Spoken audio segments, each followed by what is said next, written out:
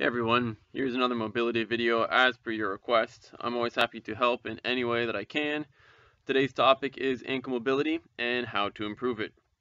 First, we must know what good ankle mobility is. Outside of going to a physio or a sports doctor, here's a good way to check out your ankle range of motion in your gym or at home.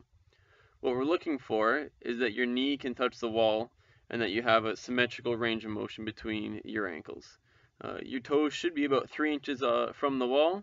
Make sure to keep your whole foot on the ground. Big toe, baby toe, and heel are all screwed down. Next, you'll see that my range of motion is asymmetrical. That's from years of basketball with sprained ankles, and a dislocation doesn't help either.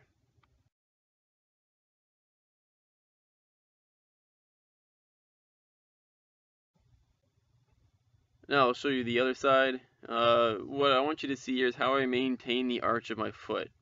What you don't want to do is collapse, and I'll show you what that looks like here.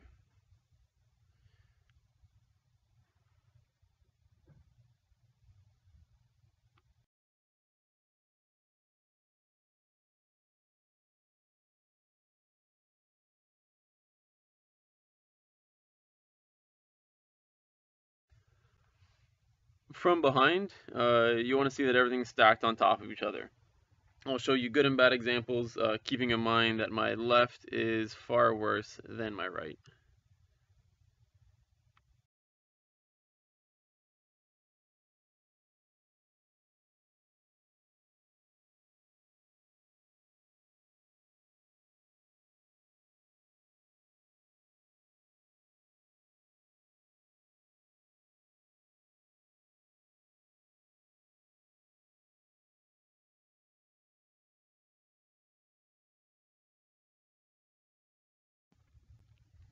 The first mobilization I'll demonstrate is called the ball whack, and like the others I'll show you today, it's cheap, easy, and you do get remarkable results. The best part of this is that you don't need a PhD in anatomy to figure out where your skin slides over your bones. Flex your foot. Does the skin slide over your ankle? If not, you can use the lacrosse ball to restore the sliding surfaces. Place the ball on the inside and outside of your ankle and around your heel cord, and give the ball a firm whack.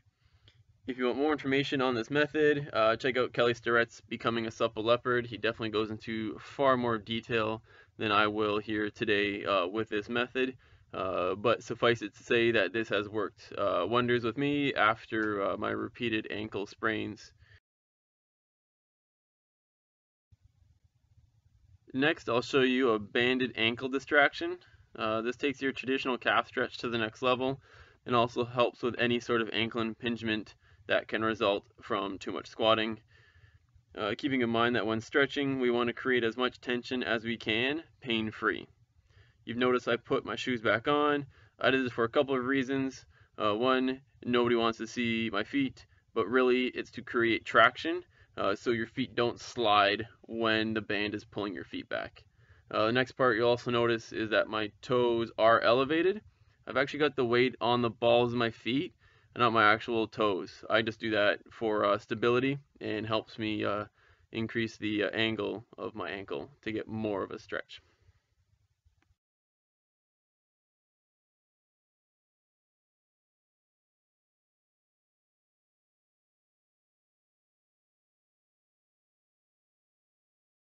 So this last one is called the bone saw calf smash.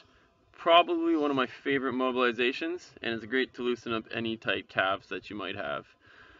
Place the ankle of the leg you want to smash on the roller and place your other shin over the area of the calf that is tight. You'll see me do some plantar and dorsiflexion with my bottom ankle, and that just helps add to the mobilization.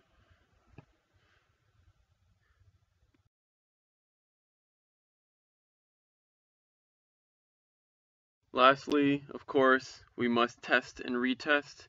Even in the few minutes that I made this video, I increased the range of motion of my left ankle.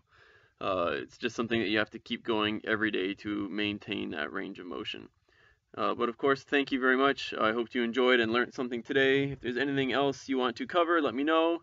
Next, I'm thinking I might talk about the Valsalva maneuver and why you should never hold your breath when you're lifting.